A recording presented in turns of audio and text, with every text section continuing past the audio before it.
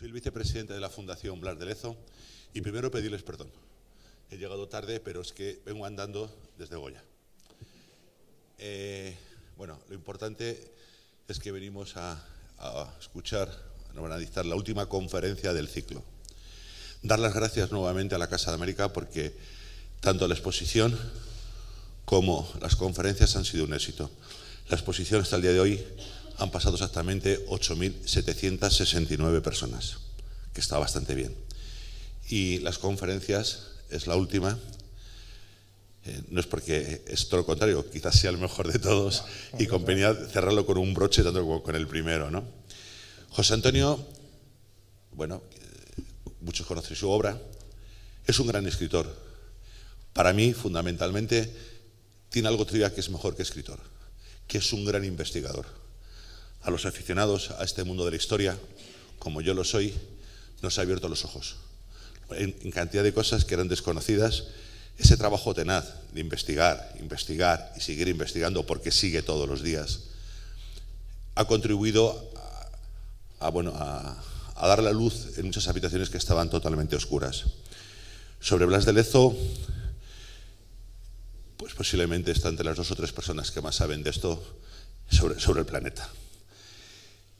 Tiene unos conocimientos enormes sobre los exploradores españoles, sobre todo en todo el continente, pero sobre todo en Norteamérica, con el que espero que pronto podamos realizar un gran trabajo, ¿no? Pero bueno, a mí no has venido a escucharme, vamos a escucharle a él y daros las gracias que estéis aquí todos hoy. Muchísimas gracias. La ha puesto aquí ya.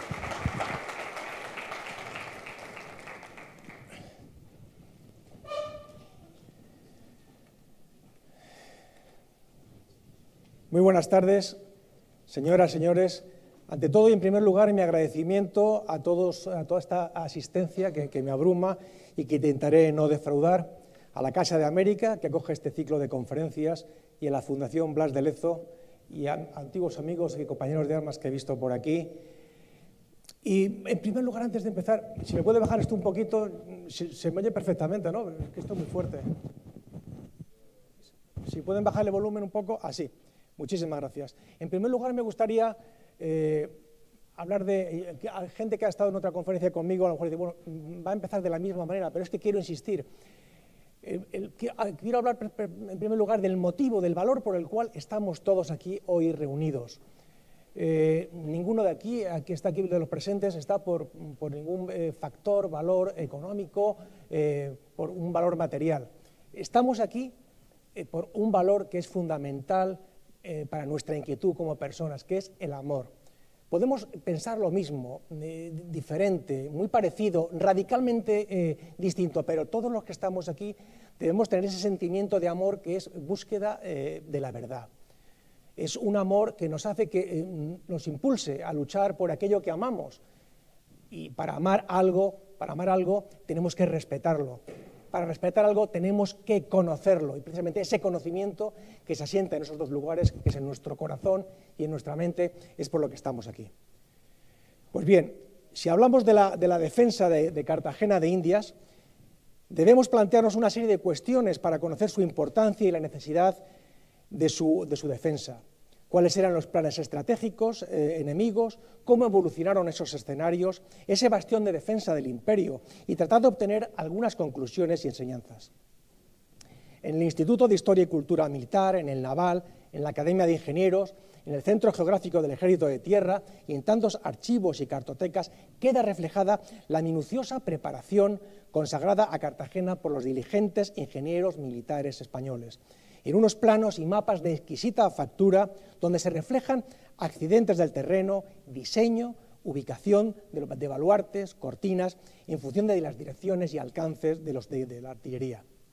Hemos de recordar y reconocer una larga lista de esos ingenieros que trabajaron bajo durísimas condiciones para crear, mejorar y adaptar las fortificaciones de Cartagena de Indias, como fueron Bautista Antonelli, su sobrino Cristóbal de Roda Antonelli, su hijo Juan Bautista, Francisco de Murga, Juan Bautista MacEwan, Juan Betín, Juan de Somovilla, Ignacio de Sala, Juan de Herrera y Sotomayor, Ricardo de Snaux, Antonio de Arévalo, Francisco Picardo y Luis de Venegas, entre otros muchos. España pobló relativamente tarde en comparación con otros lugares americanos esa espaciosa bahía de Cartagena, segura como pocas en toda América. Cartagena de Indias fue desde el principio, desde sus inicios, una ciudad clave del Imperio español. Ello significó convertirse en un objetivo militar de las potencias entonces rivales de España, como lo fueron Inglaterra y Francia, y nos lleva a la necesaria conclusión de que la fortificación de la plaza era indispensable para poder asegurar al menos la supervivencia o la victoria en caso de incursiones enemigas. Cartagena de Indias nació militarmente y su perfil castrense es aún a día de hoy la más generalizada característica de esta ciudad. Regimientos fijos, ingenieros militares, artilleros, milicias, marineros, infantería de marina y regimientos de infantería española fueron habitantes de Cartagena desde su nacimiento. Y en la elección de su emplazamiento mismo pesaron de forma decisiva y definitiva las consideraciones de carácter militar, táctico y estratégico. Cartagena de Indias se encuentra sobre ese nexo físico entre los dos virreinatos de Nueva España al norte y de Perú al sur, y que por las necesidades estratégicas para cubrir ese espacio vacío hizo que justamente se crease el virreinato de Nueva Granada bajo el reinado de Felipe V y a pesar de unas durísimas condiciones económicas que venían heredadas de las sucesivas bancarrotas que se habían producido durante el reinado de Carlos II. Sería un madrileño olvidado, Pedro de Heredia, quien tras desembarcar el 14 de enero de 1533, el 1 de junio de ese año, fundaría, en función de ese asiento, ese contrato con la corona que tenía, ese asentamiento, esa futura ciudad en la maravillosa perla del Caribe hispano. Allí en un poblado indígena, conocido con el nombre de Calamarí, allí se estableció la ciudad. Sobre este mapa topográfico nos podemos hacer la idea de que Cartagena es una ciudad que nace del mar por la presión que ejerce a lo largo del Cenozoico, los Andes sobre el continente americano y que en esa presión hace que se unen los dos continentes, afluya a la tierra y nace Cartagena. El cauce del río Magdalena asciende y ese primer flujo fluvial que iba hacia el oeste, al final se dirigirá hacia el norte, hacia la bahía de Santa Marta. El territorio estaba habitado por un pueblo amerindio, los sinúes o cenúes, cuyo espacio ancestral está constituido por los valles del río Sinú, del río San Jorge, el litoral caribeño y hasta la bahía de Morrosquillo, que estaba allí ahí abajo. No sabemos si Heredia tuvo conocimiento de esa bahía, porque ciertamente en esa bahía desemboca el río Sinú, en la parte inferior, no se me han puesto los nombres, bueno, en esa parte inferior desemboca el río Sinú, y hubiera sido un lugar quizá más apto para el establecimiento de un asentamiento, porque el problema del agua existió desde el principio en Cartagena. Lo que ocurre es que inteligentemente se construyeron muchos pozos o jagüeyes, tanto en todo tipo de edificaciones, tanto privadas como públicas en las murallas, y eso hizo que durante más de 300 años no faltara el agua. A finales de 1561 ya estaba establecido el puerto con su cable estatago y poco antes de su brutal incendio que había sucedido unos años antes, en 1552. Conocida la corriente del Golfo, rápidamente pues, la amenaza de las potencias coloniales rivales aumentó. Cuando éstas pudieron, se establecieron tanto a la entrada del Caribe como a lo largo de ese recorrido de la corriente del Golfo. Los ingleses ocuparon San Cristóbal y Nieves, St. Kitts y Nevis en 1624, los holandeses Curazao en 1634, y hubo una serie de flotas que fueron capturadas, la de 1628, atrapada por Pieter Heyn tras la batalla de Matanzas, en la guerra de Flandes, en la de 1656 y 1657, capturadas por los ingleses Richard Steiner y Robert Blake, y durante la guerra anglo-española, y finalmente la de 1702, destruida durante la batalla de Rande. Realmente no son muchas, pero hubo flotas que fueron capturadas. Este es uno de los mapas más interesantes porque nos llevan al momento de la creación de Cartagena. Sobre este mapa y otros, luego vamos a ver unas imágenes muy interesantes de la bahía, como si fueran fotografías actuales, hechas por Jorge Pozo, Jorge Molina, no sé si estarán aquí entre el público, creo que uno de los dos estaba en Barcelona ahora, pero gracias a ellos me ayudaron a comprender el escenario como vamos a comprenderlo con las imágenes. Hicieron un estudio de la batimetría, la topografía, se compararon los mapas actuales con los del momento y se hizo una reconstrucción de cómo era el escenario exactamente del terreno. Sobre ese terreno pues se colocaron Cartagena, el barrio de Getsemaní, el castillo de San Felipe de Barajas, La Popa y un pequeño poblado que estaba a las afueras, retirado más al norte, que sirvió como refugio en algunos ataques piratas, que era la aldea de Turbaco. Precisamente en los asaltos de 1544 y 1560. Hubo una serie de ataques. Jean-François de la Roque de Roberval, conocido por Roberto Val por los españoles, que atacó en 1544, Martín Coté y Juan de Buentiempo, como decían los españoles, Jean de Botán, en 1560, saquearon e incendiaron Cartagena. Desde 1566 ya se había iniciado la monumental obra de construcción de un acueducto que intentaba traer agua desde Turbaco. Lo que ocurre que por la culpa de la presión enemiga, en 1589 se decidió olvidarse de ese proyecto de crear un gran acueducto que sirviera agua a Cartagena, y finalmente se sirvieron de los pozos que se construyeron en la ciudad. En 1568 se produce el ataque de John Hawkins, falló, y en 1586 ataca a Drake y destruye la ciudad y se paga un duro rescate.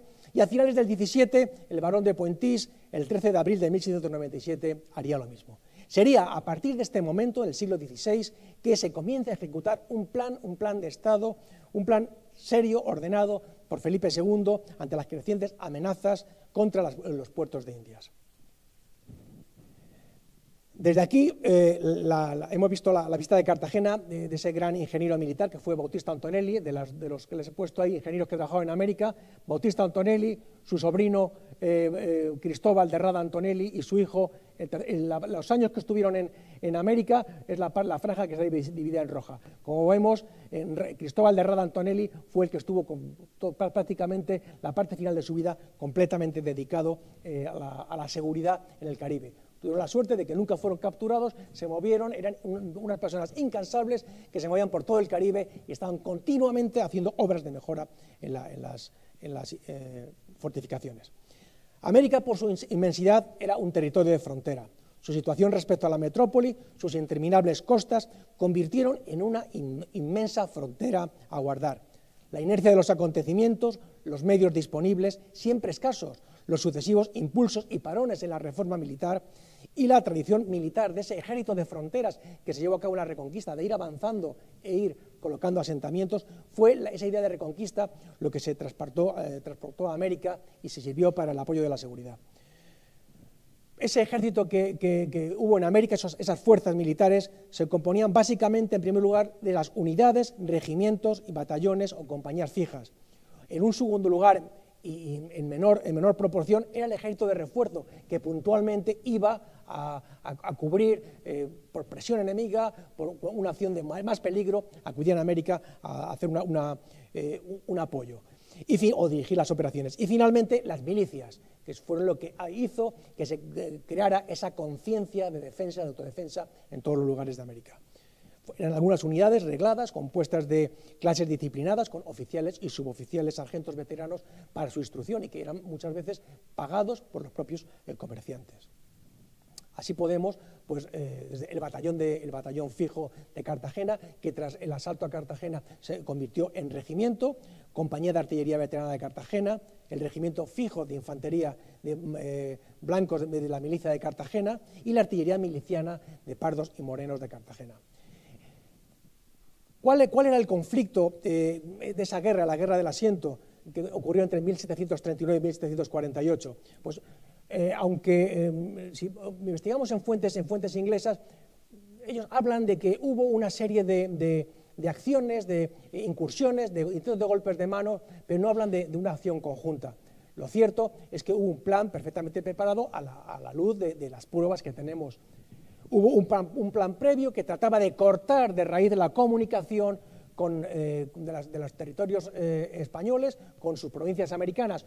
Y en una primera fase, antes de declarar la guerra, hubo dos escalones con fuerzas navales, uno más ligero que le va a Vernon y otro más potente, el que llamaba el Grueso, que fue directamente a Jamaica, llevado por el almirante Colonel Ogle, y desde Jamaica se lanzó al Comodoro Anson para que fuera por el Pacífico y tratara de acosar a las fuerzas y a la seguridad que había en el Virreinato de la Plata, porque pasar el Virreinato de la Plata y llegar al Virreinato del Perú, porque no olvidemos que el objetivo fundamental era partir, penetrar y llegar al Virreinato del Perú. Si eso se hubiera logrado, seguramente hoy, desde Nueva Granada hasta el sur, se estaría hablando inglés en vez de español. Entonces, bueno, pues se desataron una serie de aguijonazos sobre el imperio español y hubo una serie de acciones previas que fueron las que quizás rompieron la sorpresa que se pretendía alcanzar, aunque el embajador Giraldino en Londres informó puntualmente de cuáles eran las intenciones y ya se esperaban, y de hecho cajas de caudales, movimientos económicos se controlaron muy bien para que los ingleses no los encontraran, como vamos a mencionar. En 1739 se realiza el primer ataque a La Guaira, a La Habana, antes de la declaración de guerra, siendo rechazados.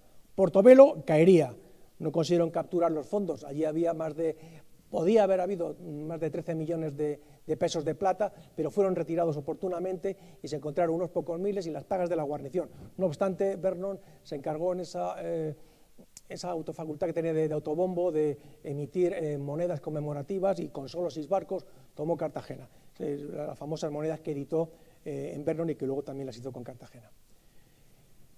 Intentó previamente, por supuesto, antes de llegar, tratar de capturar los buques del azogue de la flota de Pizarro, que tampoco logró. Debemos recordar que el ataque se produjo el 22 de octubre a Portobelo, momentos antes de la guerra, que no se había declarado todavía, aumentando el mérito de la defensa que se hizo en La Guaira. Luego vino el ataque a La Habana en 1739. Allí estaba el que luego sería virrey, Revillagigedo. Consiguió mandar tropas en diferentes puntos de la isla y no consiguieron tomarla. Luego vendría el ataque a Portobelo en 1739 y, por desgracia, caería.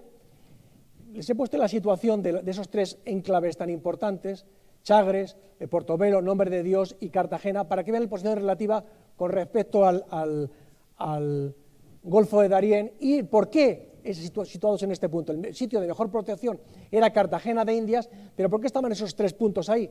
Precisamente porque la comunicación con el virreinato del Perú era a través de esos 2 puntos y esos 2 posibles itinerarios, uno por la cuenca del río Chagres, y luego unido con el Camino de las Cruces, y el otro era el Camino Real que unía Panamá con Portobelo y Nombre de Dios, y de ahí se llevaba lo más pesado, lo más valioso a Cartagena, o si se podía directamente a Cuba para regreso a la península.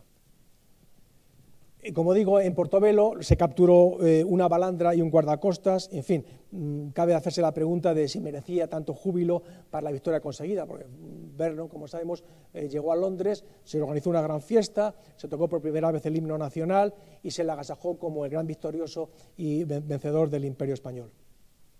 Este éxito se volvería en contra de los británicos, pues claro, lógicamente sacó unas conclusiones anticipadas. Vernon y la mayoría de los comandantes menospreciaban las defensas, el valor y la capacidad española para sobreponerse. Baste como, por ejemplo, poner por un ejemplo con el general Oglethorpe, comandante de las tropas coloniales en Norteamérica, propuso tomar La Habana con solamente 2 batallones. Se los comieron. Los españoles, ante la humillante entrega de Portobelo, clamaron venganza, y el almirantazgo británico y Vernon sabían que en Portobelo pues, no habían encontrado el objetivo. Realmente Vernon fue recriminado porque salió antieconómica la operación. Esos caudales, esos 12 millones de pesos, lógicamente habían sido puestos a buen recaudo y fueron llevados otra vez al virreinato del Perú y se fueron mandados por otra vía para llegar a la península. Luego vendría el ataque a Cartagena de Indias, un primer ataque entre el 13 y el 20 de marzo de 1740. Esto iba rompiendo el secreto, ya se estaba viendo venir cuál era el objetivo. Se encontró con el puerto cerrado con cadenas, ya Blas de Lezo estaba allí y protegió perfectamente, impidió el desembarco de 400 una fuerza de infantería de 400 hombres, fueron rechazados. A continuación vendría el ataque a San Lorenzo el Real de Chagre, que caería, como botín tendría también 2 balandras, y de nuevo otra vez volvería a Cartagena el 3 de mayo de 1740, casi 2 meses después del primer ataque. Su idea era decir lo que dijo, que solamente pretendía dar ajiconazos y molestar. Esta vez la escuadra británica ya venía con más buques de apoyo, más hombres, y regresa para realizar ese nuevo intento. Puso sus navíos en lugares estratégicos, pero Lezo ya le estaba esperando y fue rechazado. Recordemos que en ese momento llega el nuevo virrey, Sebastián de Eslava, era un oficial de infantería que ya había combatido en el Mediterráneo y tenía una gran experiencia, y al asentarse y tomar posesión en la ciudad de Cartagena surgirían una serie de pugnas personales entre los dos mandos.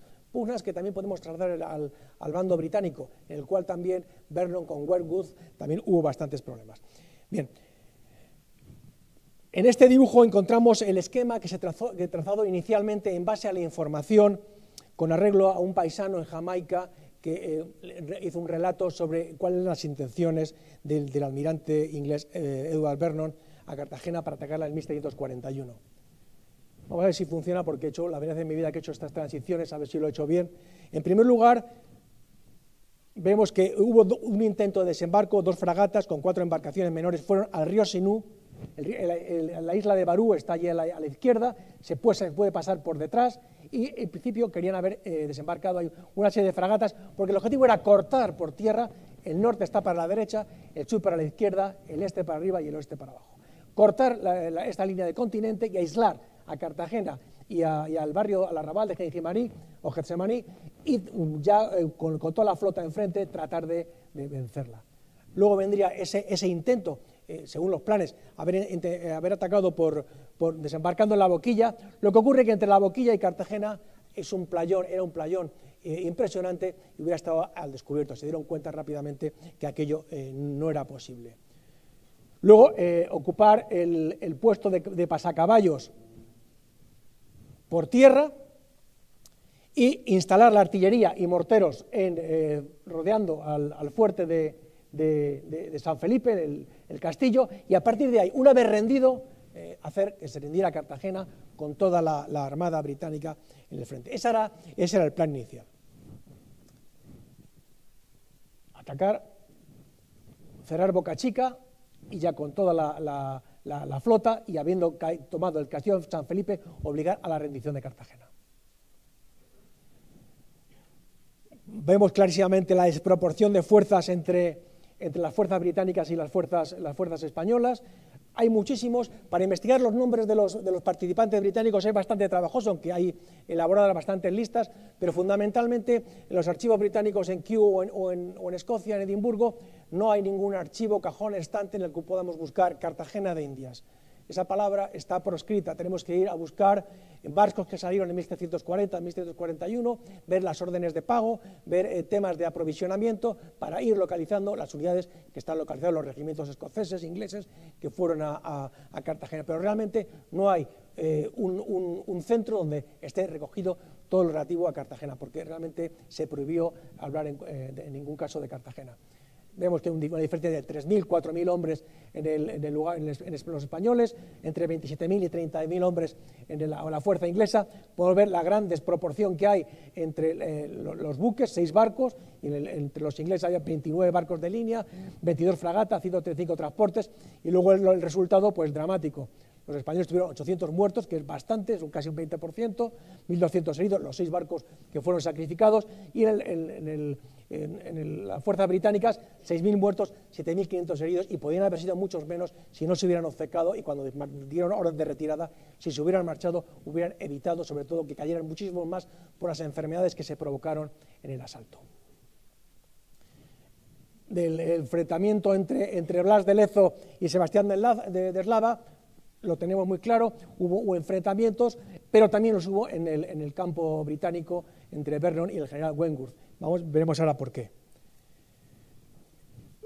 Tenemos que hablar también aparte de los que he puesto ahí, Lezo, Sebastián Eslava, Carlos de No, también estaba el jefe militar de la ciudad, que era el coronel Melchor Navarrete, y una gran cantidad de oficiales y suboficiales, tanto de infantería de marina como de los regimientos de infantería española, que fueron a a defender la ciudad y que habían desembarcado, vinieron con el virrey Eslava. Lo que ocurre que en estos transportes fallecía muchísima gente y esos regimientos se diezmaron bastante por el tema de las enfermedades tropicales.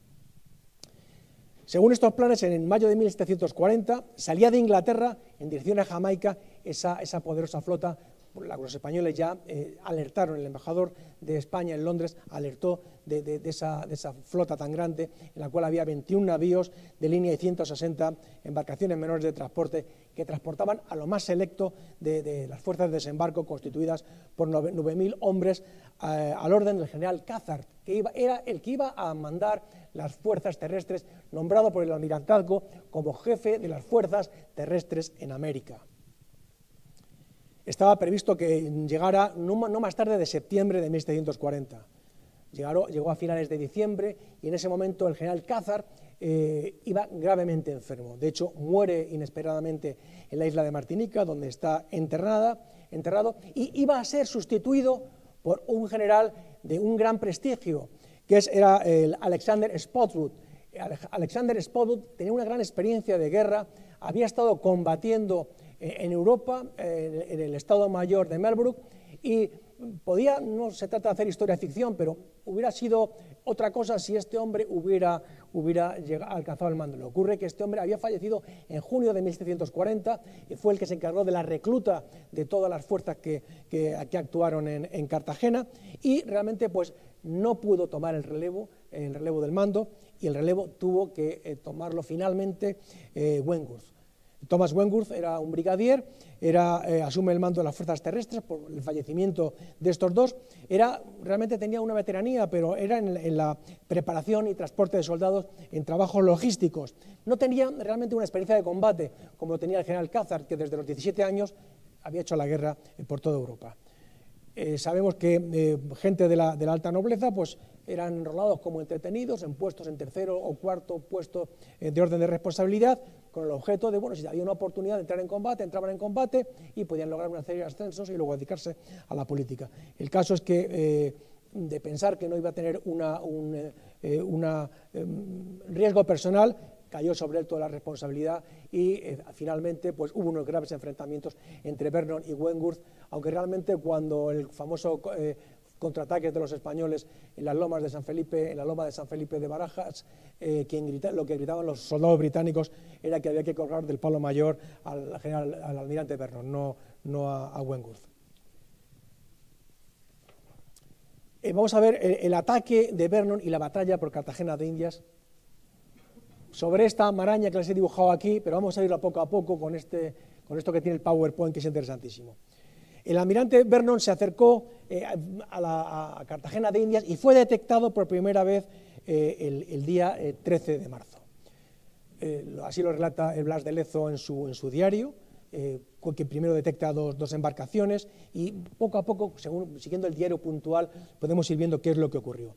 Los primeros días de marzo aparece ante Cartagena de Indias la escuadra del almirante Vernon con 180 naves de guerra y transportes. Ahí lo vemos. El día 13 de marzo, 3 navíos reconocen el litoral de lo que era la zona de la Boquilla. El día 15 de marzo se aproxima toda la escuadra dando frente a Punta Canoa y a la vez una balandra francesa que iba a entrar en el puerto es perseguida y consigue entrar hasta el fondo del puerto. El día 16 de marzo, esa es la aproximación a la costa.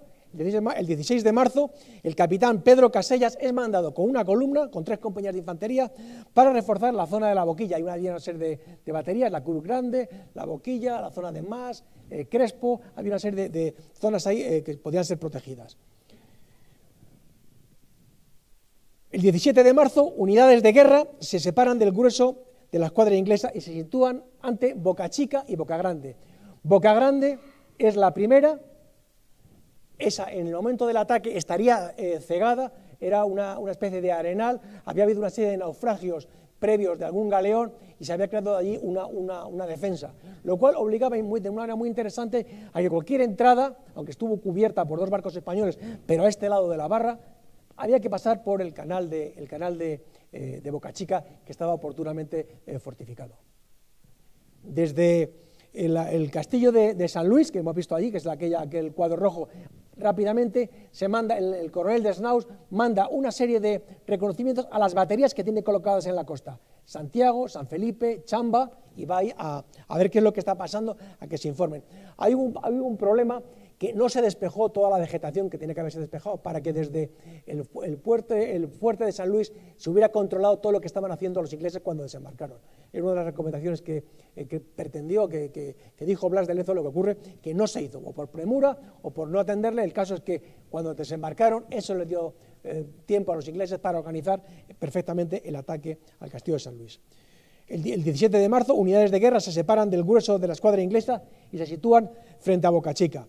El día 18, el coronel Desnau, como hemos visto, manda a gente a esos puestos de artillería para reforzarlos, y el 19 de marzo el virrey, son esas dos flechas que acabamos de ver, manda destacamentos al castillo de la Cruz Grande, que está marcado con el número 18, que cierra, eso se llama la Punta del Judío, cierra la entrada al Golfo de las Ánimas, a la Bahía de las Ánimas, que es donde está el puerto, es el punto final. Hay una rada grande, una rada más pequeña, y luego está la Bahía de las Ánimas, que es la entrada al puerto. Pues hace un reconocimiento en una dirección y hacia el Cerro de la Popa, que es donde está el castillo de San Felipe, y el convento de la Popa, que es donde estaba digamos, la fuerza de defensa de la zona. El detallado plan de Blas de Lezo da comienzo, con todo lujo de detalles, el día 13 a las 9 de la mañana. Relata: apareció un bergantín por Punta Canoa a las 9 de la mañana, con 2 navíos de 60 cañones, y a las 12 dieron fondo detrás de la ensenada de la misma punta y se reconoció, eran ingleses. Punta Canoa, ahí a la derecha. El día 20 se pone de manifiesto que Vernon relegaba a un segundo término el proyecto que habían detectado en Jamaica, puesto que ir desde la Boquilla hasta Cartagena por ese playón donde está la Cruz Grande, eso era insostenible. Ahí, estaba completamente descubierto, con los caños llenos de agua, el caño de Juan de Angola, era imposible acceder por ahí. Así que el ataque a Bocachica fue desechado. Este ataque fue desechado en primer momento y no hubo más remedio que ir a asaltar la única entrada que había, que era por el castillo de Bocachica, el castillo de San Luis, que tenía complementado con una serie de baterías artilleras al otro lado, en la zona de la isla de Barú. Estaban abanicos y sobre todo la artillería de San José. El día 20 de marzo toda la escuadra, a reserva de 3 navíos, se dirigen a forzar la Boquilla y a su vez a Bocachica, y tratando de entrar a Pasacaballos por detrás para ya controlar tanto Pasacaballos como la Boquilla y poder cerrar, aislar toda la zona y que no pudiera escaparse nadie en dirección hacia Turbaco. Luego vendría, por supuesto, el poder mandar refuerzos al castillo de San Luis era prácticamente imposible, había que sostenerse con lo que tenían. Estaban los 4 barcos españoles que se sacrificaron en la puerta de entrada, y al final iba a caer San Luis. Se aguantó todo lo que se pudo hasta que cayó. Se llevaron a cabo el día 20 ataques sobre el castillo de San Luis de Bocachica. Su comandante, que era el coronel Desnaus, y 400 hombres que la guarnecían, resistieron con todas sus fuerzas el envite inglés. Duró 16 días. Efectivos ingleses de desembarco se apoderaron de la isla de Tierra Bomba, que es toda la zona esa, que divide las 2 bahías, la bahía grande y la bahía pequeña. Al mismo tiempo, navíos menores alcanzaron Pasacaballos, que es la zona de la izquierda, y desde Cartagena se mandaron refuerzos a esas baterías que había Chamba, Santiago y San Felipe. El día 31 es destrozada la batería de Punta Abanicos. La batería de Punta Abanicos está ahí donde está justamente la isla de Barú, la que apoyaba desde el otro lado el fuerte de San Felipe. Allí murió el teniente de artillería Joaquín de Andrades, y también sucumbe la batería de la Marina con su guarnición el oficial José de Loizaga.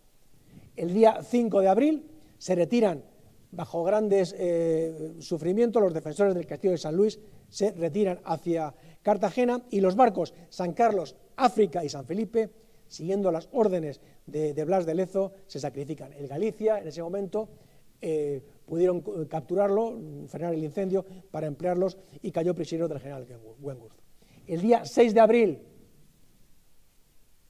llegarían a Cartagena, se marcha la guarnición, hunden los barcos, Y el día 6 llegan los supervivientes al abrigo de las murallas de Cartagena de Indias. Los navíos Dragón y Conquistador, que estaban guarneciendo, vamos a ver si se ve esto, no funciona bueno, está Boca Grande, estaban al estero de la Rada, son replegados y se vienen a cerrar la entrada entre el castillo de Santa Cruz y el fuerte de Manzanillo, o sea, la entrada que daba acceso a la bahía de las Ánimas y de ahí al puerto de Cartagena. En definitiva, ya los ingleses, el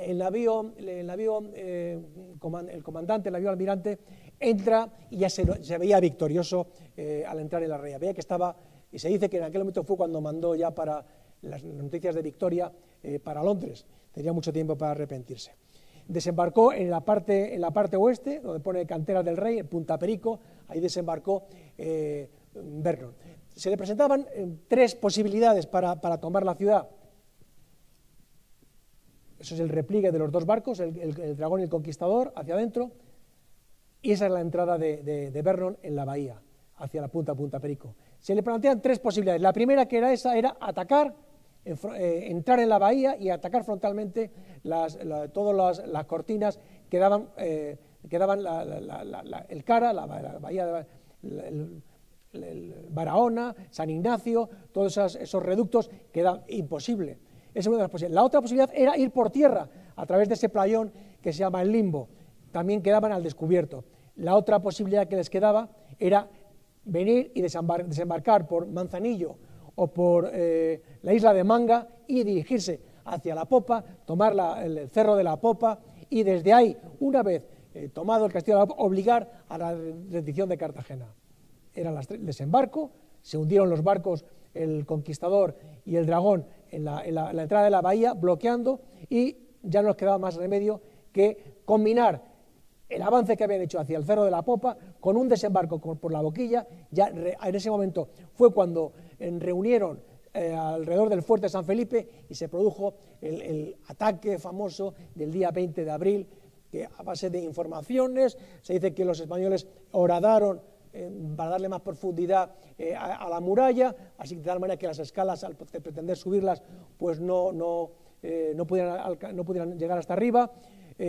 Hubo incluso en mitad de combate un toque de queda para de oración, para poder retirar entre niebla de cañonazos. Aquello debió ser algo impresionante. Yo muchas veces cuando leo el relato me sobrecojo y no entiendo cómo ningún director de cine español sería capaz de llevar a la pantalla, poniendo en valor todo, no poner a unos de vencedores, a otros ahí te pudras derrotado, como ocurre muchas veces en las películas anglosajonas, no, poner a cada uno en su valor y ver el sacrificio de ambos contendientes y ver en qué consistió la defensa. La verdad es que estamos perdidos en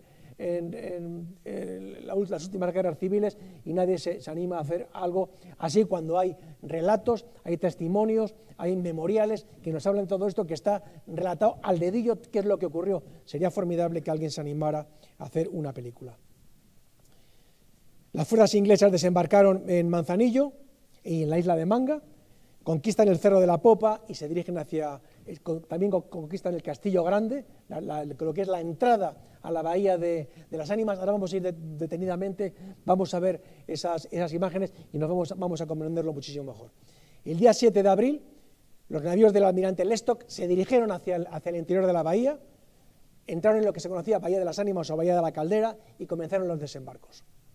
Se tomó una serie de lugares como la Quinta y los tejares de Gabala y Lozano, y al amanecer tomaron el Castillo de la Popa. El día 11 de abril el almirante Vernon combinó ese ataque que hemos visto por la popa con unos desembarcos por la boquilla, y el día 19 de abril los ingleses consiguen desembarcar efectivos que tenían previstos para reforzar más acá de Punta Canoa por la boquilla para poder hacer un cerco absoluto al Castillo de San Felipe, con el riesgo que tenía que por este lado tenían la ciénaga de Tesca. Cuando tuvieron que huir no les quedó más remedio que meterse por los caños, y la verdad que ello fue un auténtico desastre. La decisiva derrota, ¿cuándo ocurrió? Pues ocurrió el día 20 de abril. Esa heroica defensa del Castillo de San Felipe de Barajas y con los valientes contraataques. Tenemos que decir que tanto Blas de Lezo como el virrey tuvieron que frenar muchísimas veces a alocados que querían salir a contraatacar, tanto desde el castillo como desde las murallas de Cartagena. Ciertamente, quizá después de la derrota del 20 de abril se podría haber hecho algo, porque se dio tiempo a que todavía durante casi 30 días estuvieran rompiendo baterías, pero esperaba, yo no sé qué esperaba, vernos si podía tener alguna posible victoria, llevarse algún premio. La verdad que estaban completamente abatidos. De hecho, cuando acabaron de aquí, al irse sin ningún tipo de premio, intentaron tomar Cuba, y la verdad tuvieron que marcharse siendo derrotados allí también. Después de entrar en la bahía, los ingleses intentaron tomar el castillo de San Felipe, pero desde allí el objetivo era atacar Cartagena. En absoluto lo lograron. A partir del 30 de abril hasta el 20 de mayo, los ingleses dan por terminados los bombardeos de Cartagena y Getsemaní y se dedican a ir demoliendo aquello que podían con las fuerzas que tenían.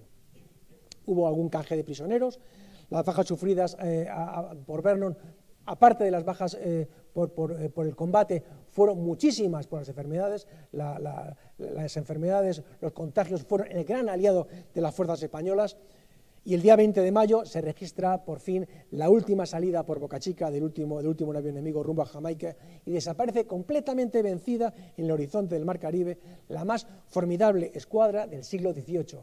Recordemos que hasta Normandía no se volvió a concentrar una flota naval tan importante como aquella. En aquel momento la flota británica quedó destrozada. Si aquella derrota hubiera sido española, no nos cabe la menor duda que, desde luego, la independencia norteamericana no se habría producido cuando se produjo.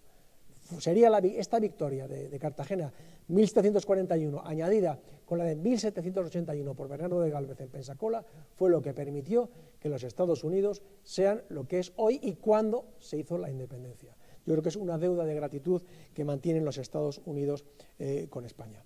En definitiva, desde el 20 de abril se vivió una secuencia temporal y absurda de 30 días exactos en que británicos permanecen en Cartagena sin ningún tipo de objetivo claro. Se podía haber salvado muchísimos británicos y evitar esa cantidad de muertos y sepultos que quedaron tanto en la bahía como en las laderas de San Felipe, y que luego provocó una epidemia de peste en la cual caería Blas de Lezo. Y en lugar de ellos desafiaron al destino, quedándose para morir en mucha mayor cantidad. El escorbuto y la malaria estaban diezmando también a los británicos, que carecían de provisiones frescas, era lo fundamental. No tenían provisiones frescas, no podía la higiene suficiente y, por supuesto, algo tan español como fueron la guerra de guerrillas, las acciones de golpe de mano por la noche que atemorizaban. Eso tuvo un impacto psicológico muy importante. Se les impedía abastecerse. Estas guerrillas sí aprovisionaban a la plaza, rompiendo el bloqueo gracias al laberinto de ciénagas, canales que rodeaban Cartagena y que los españoles conocían perfectamente. Los enemigos fueron perseguidos por los defensores hasta el Cerro de la Popa, donde capturaron todas las piezas de artillería que allí había. El asalto final había terminado y se había firmado otro glorioso capítulo de las armas españolas. Este hecho, silenciado por la historiografía británica, y gracias a Dios, hoy día la Asociación Blas de Lezo y otra cantidad de asociaciones, no solamente españolas, sino también americanas, en Cartagena de Indias, han recuperado la figura de este insigne general, teniente general español, como sabemos, sus contemporáneos apoderaban medio hombre o pata de palo. En definitiva, no porque fuera menos hombre, porque fuera tuerto, manco o cojo, sino porque era un auténtico hombre de guerra, que supo emplear sobre todo la reserva, fundamental, dosificar la reserva y los esfuerzos. Eso fue lo que llevó a la victoria. Si todo se hubiera empleado de golpe en un momento decisivo, todo en defender Boca Chica, desde luego no se habría alcanzado el éxito como se logró. El hecho de ir retrasando, obligarles a desembarcar, atacarles cuando desembarcan, tienen que volver a embarcarse, ese hecho, ese desgaste, fue lo que generó en un mes ese hundimiento moral en las fuerzas inglesas. La tenaz e inteligente defensa que planteó Lezo en todo el sitio de Cartagena buscaba fundamentalmente desgastar al enemigo lo más posible para llegar a un combate final con posibilidades reales, para evitar ese desequilibrio numérico, tratar de salvarlo. Las defensas de Cartagena fueron concebidas con ese fin. Se trataba, por tanto, de repeler aquel ataque de fuerzas del norte de Europa, que estaban poco acostumbradas a los climas tropicales y deficientemente inmunizadas contra las enfermedades de estas latitudes, y el agresor tenía necesariamente que lograr sus objetivos rápidamente. Creía que lo iba a hacer muy rápido, si no lo logra rápidamente, lo tenía perdido. La fiebre amarilla, el paludismo se convirtieron en esos invencibles aliados de los sitiados. En Cartagena se estimaba un plazo de 6 a 8 semanas para que las huestes tropicales llegasen invisibles y defendieran la plaza con los españoles. El virrey y Lezo tuvieron serias dificultades, pero no menos de las que tuvieron Vernon y Wentworth. Tuvieron que frenar, como hemos dicho, a muchísimos arrojados que querían hacer ataques por sorpresa a iniciativa propia, desde el castillo de San Felipe o desde la propia ciudad fortificada. Según se cuenta en el memorial del relato, cada barco y soldado español hizo frente y derrotó a 10 ingleses. La diferencia numérica era de 1 a 10. El resultado es tan increíble que el propio Lezo, pecando de humildad, que así lo era, atribuye la victoria a la misericordia propia de Dios. El caso es que las bajas fueron muy graves. En términos relativos, los atacantes habían perdido un 15% de la fuerza y los defensores un 20%, pero a pesar de esto, la relativa ventaja local a efecto fue muchísimo mayor. Cartagena significó una victoria radical de las armas españolas, gracias a lo cual el poderío español se mantuvo hasta finales de siglo. Se combinaron esfuerzos navales, esfuerzos terrestres, por eso no debemos de olvidar las unidades fijas de guarnición, los regimientos de infantería Aragón, España, Toledo, Lisboa, Navarra, y de infantería de marina y marinería, artillería y sobre todo los ingenieros militares. Y les voy a ir mostrando el trabajo de infografía para que se hagan una idea de cómo era el escenario. Esto es, les he puesto ahí boca grande, cómo era antes del siglo XVIII, para que vean que esa es la primera entrada inicial, y para que veamos cómo evolucionó toda la defensa de Cartagena de Indias. Había una imposibilidad de un ataque frontal, y el posible desembarco terrestre, que era imposible. Fíjese, todos esos caños que eran agua, eran ciénagas, y luego, desde el inicio, aunque todavía no había muralla, pues se empleaban elementos vegetales espinosos para impedir los desembarcos. Al completo la bahía exterior, que les he hablado, la bahía interior y luego la bahía de las Ánimas. Vamos a ir viendo cómo se fueron estableciendo los fuertes para evolucionar la isla de Calamarí y la isla de Gengemaní, Cartagena de Indias arriba, y el barrio de Getsemaní a continuación, unidos y con una salida hacia el puesto de San Lázaro, que es la Tenaza. El cerro de San Lázaro, donde está el castillo de San Felipe, y el castillo de la Popa a retaguardia, con la ciénaga de Tesca en la parte posterior. Estas son las medallas que se hicieron, con las medallas conmemorativas. Recordemos que no hay un día de la batalla de Cartagena, es el 13 de marzo y el 20 de mayo, y el 20 de abril fue la batalla decisiva, el contraataque que se llevó a cabo frente al castillo de San Felipe. Lógicamente, todas estas monedas, cuando llegó Vernon al Reino Unido, que fue recibido a Inglaterra, recibido con todos los honores, se dio orden y se prohibió que se hablara y que se escribiera sobre Cartagena de Indias. El rey Jorge II que lo prohibió por completo. El resultado, la consecuencia de aquel combate, ¿cuál fue? Pues España pudo mantener el poder en el Caribe y el control del comercio todavía, y se hubiera perdido, se hubiera roto el nexo entre los dos virreinatos, el virreinato de Nueva España y el virreinato del Perú, y desde luego Perú habría caído porque la intención era penetrar hacia el sur para llegar y tomar el virreinato del Perú y la consecuente toda la plata, que era el motor del imperio. Los británicos intentaron tomar algunos de las ciudades importantes del Caribe para frenar el comercio español, pero en todos los sitios serían derrotados. Otro gran defensor sería el futuro virrey Revillagigedo, Güemes y Orcasitas, que estaba como capitán general de Cuba y que luego pasaría a Nueva España. Y finalmente, pues Blas de Lezo sería reconocido en su hijo Blas de Lezo y Pacheco, recibiría el título de Marqués de Obieco, que me siento honrado con la presencia de su descendiente hoy aquí entre nosotros. Aquí les he puesto para que se hagan una idea de lo que es Cartagena hoy, y arriba está la maqueta de la bahía de Cartagena. Arriba es la maqueta que está en la Academia de Ingenieros, con los barcos. Fíjense cómo está Cartagena de Indias hoy, simplemente para hacerse una idea. Ahí vemos el perfil, cómo era actualmente y cómo era en aquel momento, y el gran trabajo que hicieron los ingenieros españoles. Si hubiera construido solamente la defensa, ¿qué habría ocurrido? Pues que el mar hubiera sido una oposición al mar directa, y al final esa muralla habría caído. Se trabajó a favor, se hizo una labor de ingeniería ingente, que fue clavar estacas, poner piedras, hacer una especie de anclaje para, sin estar en contra de la corriente, favorecer que se creara una playa, y fue lo que se hizo. Se creó una playa, y gracias a eso Cartagena se mantuvo incólume en todo su frente de mar. Este es uno de los mapas que sirvió para la construcción digital que vamos a ver ahora, con las dos entradas, Boca Chica, Boca Grande y toda la inmensa bahía.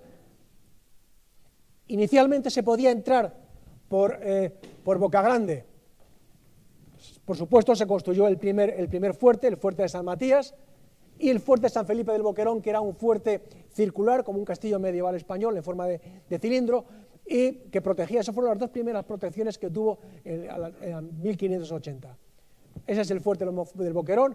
Esto es como si, vamos a ver una serie de imágenes, como si estuviéramos en un helicóptero en el siglo XVIII. Bueno, pues esto es lo que se vería desde ese helicóptero o desde ese dron, lo que se vería. Esto es vegetación, es vegetación propia del lugar, que se colocó una a una sobre el escenario. El tipo de costa, el tipo de playa, es exactamente el que había en aquel momento. Esto es lo que se vería si se entrara. Estos son el bajío de en medio que cubre la entrada antes de enfrentarse. Esto es Getsemaní y aquello es Cartagena y la entrada al puerto. Esta es la vista que tenían los ingleses desde el Cerro de la Popa sobre el Cerro de San Felipe. Y, por supuesto, la defensa va evolucionando. Ya se empieza a cubrir la entrada con el bajío de en medio, con el fuerte del Castillo Grande y el fuerte de Manzanillo para bloquear, y el fuerte de San Matías, que luego sería abandonado después. Fuerte de Manga y San Felipe del Boquerón. Esta es la evolución, al final, cómo queda fortificada toda la ciudad, con toda la protección, que cuando la vieron los ingleses, lógicamente decidieron no atacar por aquí, porque era imposible atacar. Tendrían que mejor atacar el fuerte de San Felipe y desde ahí, rendido, poder bombardear y poder obligar a rendir bombardeando desde el mar. Ya en el siglo XVI se cambia el inicial protección que había en Punta Icacos a la plataforma de Santángel para hacer un apoyo mutuo con el Castillo Grande, el Castillo Manzanillo y los dos fuertes en la isla de Manga. Una vez que se cierra Boca Grande, y esto estamos ya a la altura del siglo XVIII, se crea el Castillo de San Luis, que sería apoyado por una serie de baterías, aquí en la zona de Tierra Bomba, San Felipe, Chamba, Santiago, y aquí al otro lado la batería de San José y la batería de Abanicos, para proteger el Castillo de San Felipe. Y aquí está Pasacaballos, que esto es la isla de Barú, que tiene una entrada por la parte de atrás. Este es el cuadro que refleja el ataque a Cartagena de 1741, la entrada de los ingleses y el desembarco antes de los dos castillos en dirección hacia la popa. Esto es el conjunto de todos los bastiones fundamentales, todos los de la zona sur, que son estos de aquí de la derecha, Barahona, San Ignacio, y fíjense toda la cantidad de caños, que eso es imposible de manejarse para andar por ahí. Y esto es ya la evolución antes del ataque, que ven San Luis, está ya protegido con estas tres baterías, y la batería de San José y la batería de Abanicos, que estaban más para acá. Toda esta zona que era con mucha vegetación, Blas de Lezo lo que quería que esto se hubiera despejado para desde aquí poder controlar. ¿Qué pasó? Que al desembarcar empezaron aquí a maniobrar y desde el castillo de San Luis no se veía nada de lo que estaban viendo los ingleses y desde ahí se facilitó el ataque al castillo de San Luis. Esto es la maqueta de la Academia de Ingenieros, para que se hagan una idea, con Cartagena, Getsemaní, los caños, el castillo de San Felipe y el castillo de la Popa, zona de desembarco, la isla de Manga, se vino por aquí y con las fuerzas que desembarcaron por la Boquilla rodearon el castillo de San Felipe. Y ahí fue pues donde sucumbió las fuerzas de infantería inglesas, británicas. Esto es desde el norte lo que se vería en el siglo XVIII desde un helicóptero, la ciénaga de Tesca, Cartagena, Gengimaní, el Limbo, Castillo Grande, Castillo de Manzanillo, Tierra Bomba y la entrada, la isla de Barú. San Pedro Mártir, Pasacaballos.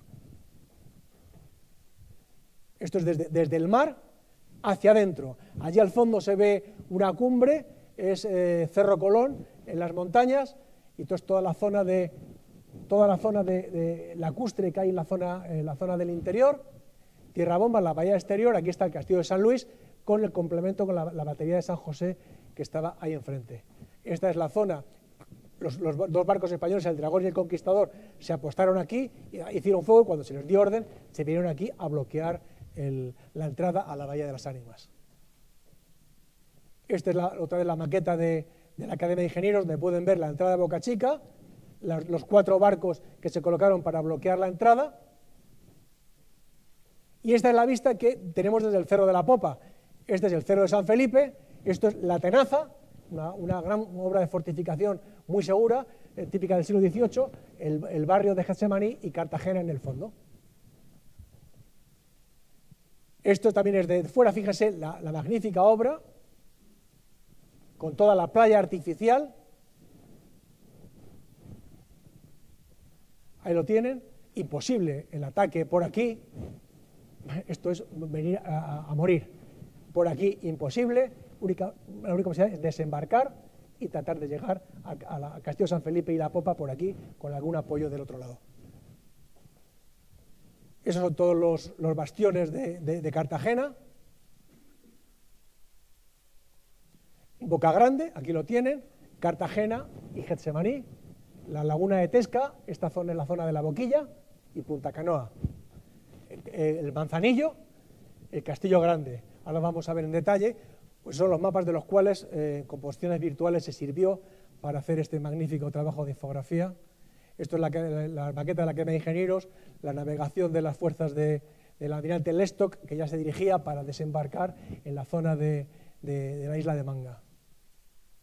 Los trabajos de ingeniería tan extraordinarios que se hicieron en 1721 con Herrera y Sotomayor, y que crearon una playa artificial donde no la había. Esta es la vista que hay desde el propio Cartagena, el paso hacia el barrio de Getsemaní y su fortificación que protegía con toda la entrada a las Ánimas. Aquí tenemos San Felipe y el Cerro de la Popa. Y vamos a ver un momento los castillos. El Castillo Grande, que da la entrada, está en la Punta del Judío. Aquí fue donde él pretendía, fue tomado, desembarcar y venir hacia Cartagena. Esa zona que se ve aquí arriba es la zona de Boca Grande, que se ve la tierra, por ahí no podían pasar los barcos. Y este fuerte fue inspirado en los planos que están en la Academia de Ingenieros del Ejército para poder sacar esas composiciones tan maravillosas. Castillo Grande, ¿han visto? Ahí está. Esto es Manzanillo, y aquí está puesto, aquí donde estaba antes el otro fuerte, que después del ataque a Cartagena se construyó otro nuevo, se hizo uno más moderno, para el fuerte de San Sebastián, en honor al nombre de Sebastián Terlava. Y fíjense, esta es la entrada a la Bahía de las Ánimas. El castillo de Manzanillo se cubría con el castillo Grande de Santa Cruz. Esta es la zona que se llama la zona de Bajíos, con lo cual las naves tenían que entrar por aquí, girar y se ponían de través, se les podía disparar perfectamente desde aquí. Un puerto totalmente seguro. Aquello es Boca Grande y este es Manzanillo. En base a este mapa se hizo el castillo de Manzanillo en la infografía. Este es el castillo del Pastelillo, que se hizo con posteriormente, si se fijan, tiene toda la defensa hacia afuera y si cae en posición del enemigo no tiene defensa con respecto al barrio de Getsemaní, con lo cual es útil mientras se emplee hacia afuera. En el momento que es tomado no tiene ninguna defensa frente al barrio de Getsemaní. Cuando los dos barcos, el Dragón y el Conquistador, se metieron para adentro, este es el efecto, los barcos hundidos frente al castillo de Manzanillo y el Castillo Grande, y esta es la entrada a la Bahía de las Ánimas con el barrio de Getsemaní y Cartagena. Fíjense que vamos, como si lo estuviéramos viendo en el siglo XVIII en un helicóptero. Ahí lo tienen lo mismo, desde el Castillo Grande, ahora Manzanillo al otro lado, y aquí están los barcos hundidos. Esta es la escena que se encontraron. Esta es los tres fuertes más lo que considero más importantes, los tres reductos más importantes que daban la seguridad a la Bahía de las Ánimas, que estaban en Getsemaní, el de Barahona, Santa Isabel, el reducto y San José. Academia de Ingenieros, la composición está quizá más comprimido de lo que estaba en realidad, pero nos hacemos idea del escenario. Y vamos a San Luis de Boca Chica, la entrada por la que entraron los ingleses. Este es el castillo de San Luis, que se complementaba al otro lado, en la isla de Barú, con la batería de San José y la batería de abanicos, que estaba un poquito más a la derecha. Este es el visto a vista de dron, a vista de helicóptero, el castillo de San Luis de Boca Chica, y ahí lo tienen, castillo de San Luis, y enfrente la batería de San José, y aquí estaba abanicos. Lo mismo, y este es el plano de la Academia de Ingenieros en base al cual se construyó la infografía. Ahí lo tienen. Yo me quedé maravillado, la verdad es que lo veo una y otra vez y me quedo maravillado de la obra. Y este es el castillo posterior, una vez que fue destruido el castillo de San Luis, se construyó San Fernando, más al borde, se hizo un plan de apoyo con la batería de San José, que estaba enfrente, y una serie de plataformas, la plataforma de Santa Bárbara y otra más, para proteger el castillo de San Luis. Este es el castillo el castillo de San Fernando. El castillo de San Luis es el que quedó destruido. Y estas son las baterías que apoyaban. Al otro lado, en la isla de Barú, estaba la batería de San José, que es esta, con ese brazo posterior que se le construyó. Y lo tienen, castillo de San Luis. Esta es la entrada por la que entraron los ingleses, esta es la isla de San José y esta es la batería de abanicos. Y al otro lado, en la isla de Tierra Bomba, donde está el castillo de San Felipe, esta es la zona que quedó sin despejar y que debería haber sido despejada para poder impedir cualquier movimiento inglés cuando desembarcaron en Tierra Bomba y que no se hizo. La batería de San Felipe y el castillo de San Felipe de Barajas, finalmente, que fue donde se llevó a cabo la batalla final, que tiene ese apéndice que se hizo posteriormente. Este es el castillo de San Felipe, lo ven perfectamente, el barrio de Getsemaní y la ciudad de Cartagena, toda la entrada de las Ánimas y todos los caños, una zona impracticable para fuerzas de infantería. Este es el castillo de San Felipe, y ahí tenemos atrás el cerro de la Popa y delante el cerro de San Felipe y los tejar de Gabala, toda la zona de delante. Esto es la vuelta a la maqueta. Por aquí se hizo el pequeño desembarco en apoyo a los que habían venido desde el desembarco que hicieron en la zona de la isla de Manga. Cosa curiosa, si nos fijamos en las monedas, aparece Blas de Lezo con sus dos piernas y sus dos brazos indemnes para que no pareciera que había derrotado a un tullido. Para las conclusiones, hace poco me vinieron de un colegio unos niños, me dijeron, don José Antonio, ¿quiere usted, nos puede ayudar a hacer una presentación? Yo les di una serie de imágenes, les hablé sobre la batalla, tenían que hacer 13 transparencias, y dos niñas del grupo que tenían 12 y 13 años me trajeron las conclusiones y yo se las he copiado y las quiero leer porque me las hicieron unos niños y yo la verdad las tomo como propias. Una de las niñas me leyó y me decía, la conclusión más importante es que a pesar de todas las dificultades que tengamos en la vida, si ponemos toda nuestra voluntad, podemos lograr nuestros objetivos, aunque sean muy difíciles. Lo importante es la constancia y la perseverancia y mantener la voluntad de alcanzar el éxito a toda costa de todo lo que nos propongamos. Esto me lo dijo una niña, Isabel y Patricia, de 12 años. Yo la verdad, cuando me dijeron eso, yo dije, de acuerdo, estoy de acuerdo con vosotras. Y nada más. Muchísimas gracias.